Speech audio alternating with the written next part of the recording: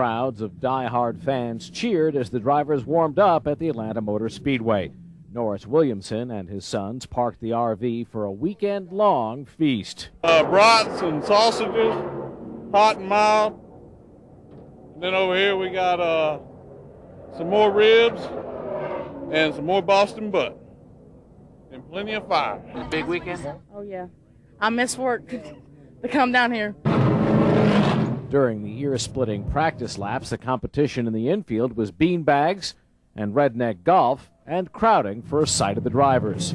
Come up here to party at Atlanta Motor Speedway. Where else? Here in Atlanta, there's nowhere else to be. Maybe Midtown, but no, this is the place to be this weekend. The luck of the Irish. Gonna be lucky today, lucky tonight, lucky tomorrow. How about that? We got good weather. We're good to go for a good race, right? And since this is St. Patrick's Day, the fans did their own version of this showing of the green in the infield, although they're still leery of green on the track. We don't drive a green car. Green cars are bad luck in NASCAR. Well, it's St. Patrick's Day, man, and it's like I'm looking for my pot of gold, and I think it's laying up there near that start checkered flag line. And while the fans in the lots in the infield could take their reserved spaces whenever they liked, the toughest devotees camped out in the unreserved campground, where they had to turn up to claim their spots first thing Saturday morning, a week ago. It's a long weekend, but it's worth it. It's just one great weekend. It honestly is. Chief Judge Doris Downs says the recommendations will be costly, but the need is clear every day. Fox 5's CharlesMolineaux is here now with that part of the story. Charles? Intimately familiar, Russ, from her time as an assistant DA all the way up to Fulton's chief judge. Judge Downs has spent 24 years in that courthouse. She says hers is a job where you don't feel the love a lot. No matter what she does, somebody is going to be angry. She says the place is often full of upset, sometimes volatile people, and that the importance of security cannot be underestimated anymore. These doors used to be propped open. Fulton County Chief Judge Doris Downs is experiencing firsthand some of the security changes at the county courthouse. All the door stops have been confiscated, and even her own office requires a key. I'm not going to be able to get in. Judge Downs was both relieved and anxious that she was stuck at home during last year's deadly shooting rampage at the courthouse, allegedly by defendant Brian Nichols. We've survived a really sad, tough year. The judge applauds the findings of the Courthouse Security Commission, which recommends better surveillance, alarms, and access control, a top-level courthouse liaison officer with the Sheriff's Department, and about 50% more deputies to keep courtrooms safe. She says much has changed already, including the former turmoil in the Sheriff's Department. When our sheriff, was sort of politically compromised, and we were all very much concentrating on the jail, where we felt was had the most risk during that period, but the courthouse did too. Do you feel safe in the courthouse now, in your courtroom, sitting in front of all these people? I absolutely do. I feel secure. What I'm aware of now is my job with regard to security. I was unaware. As demonstrated by the episode with the door, Judge Downs acknowledges that some of the measures are likely to be cumbersome and expensive. But she says everybody in the courthouse is committed to do whatever it takes. I personally would be the last person to tell you that I want a sheriff guarding me at all times.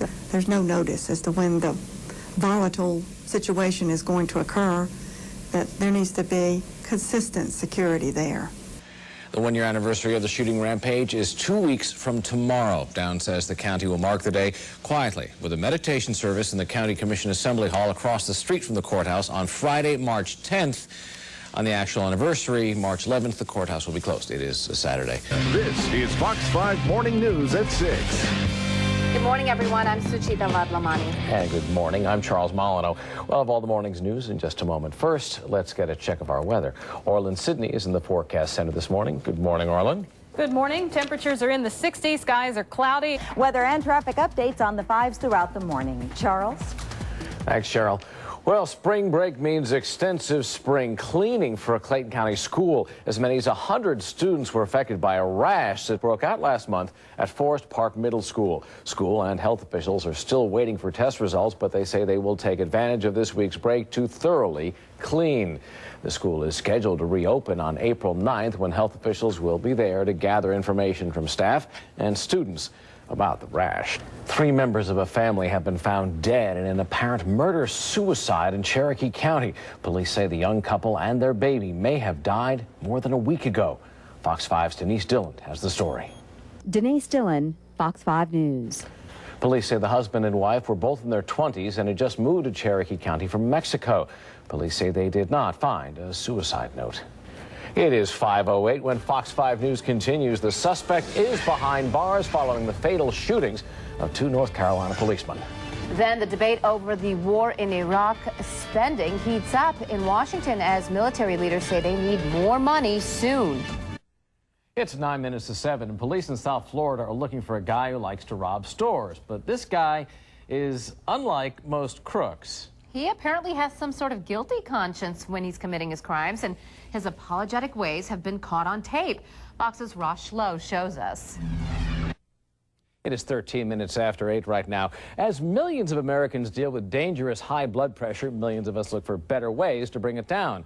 And one writer with some firsthand experience says he's got some. Robert Kowalski isn't a doctor. He is a patient with a lot of experience firsthand. His book is called The Blood Pressure Cure: 8 Weeks to Lower Blood Pressure Without Prescription Drugs. Thanks for being with us this morning. My pleasure. And I guess your experience is, well, a couple of bypasses for one thing. Well, that, for openers, right. I'm a medical journalist by training, so I write about all manner of health and medicine. Now, around chapter 16, you get around to mentioning medication for blood pressure, which you describe there as last resort. Oh, Why absolutely. is that? Well, we don't want the side effects that go along with it. Of all the medications that are out there, these probably have some of the worst, and that'll give you a permanent 10-point drop. Now, in terms of eating habits, we've all heard, I think, about avoiding salt. But what else is there? Exactly. What you want is exactly the opposite. Salt is one of the electrolytes needed by the body. Foods like sweet potatoes, oranges, bananas, and this is my little trick here. Salt substitute is potassium chloride. You're going to balance out the sodium and bring your blood pressure down. And you've got a whole bunch of recipes in the book as well for things like sweet potatoes. Absolutely. I've got a couple of tomatoes here. You'd have to eat 3, 4, 5 tomatoes to get the effect of 1 capsule. Now, doctors obviously would have a lot of concerns about people trying to, what essentially could involve self-medicating when you're trying to do things with diet and all that instead of They love drugs. it. They love it, as a matter of fact, because number one, they know that patients don't stay with the drugs. Thank you very much. Very simple thing Robert to do. Kowalski, thanks for joining us My this pleasure. morning. Robert Kowalski's The Blood Pressure Cure is a step-by-step guide to bring you back into the safety zone. Find out more by visiting our website at myfoxatlanta.com. Welcome back. It is 17 to 9. Well, you're still eating on the jambalaya, Yes, aren't thanks you? again to Fred Genovese from the Publix Cooking School. That jambalaya was the bomb. Good stuff. Got a nice bite at, 8:43 in the morning.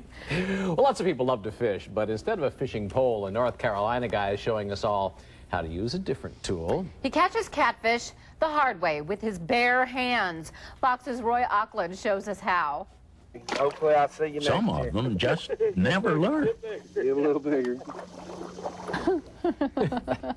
This is actually something with which Orlin professes to be familiar. Yes, and she says that those guys in the story were wimps. They weren't doing it the traditional masks way. and wetsuits. Yeah. Orlin? How's it meant to be done? What's that about? Flip-flops, shorts, and a T-shirt.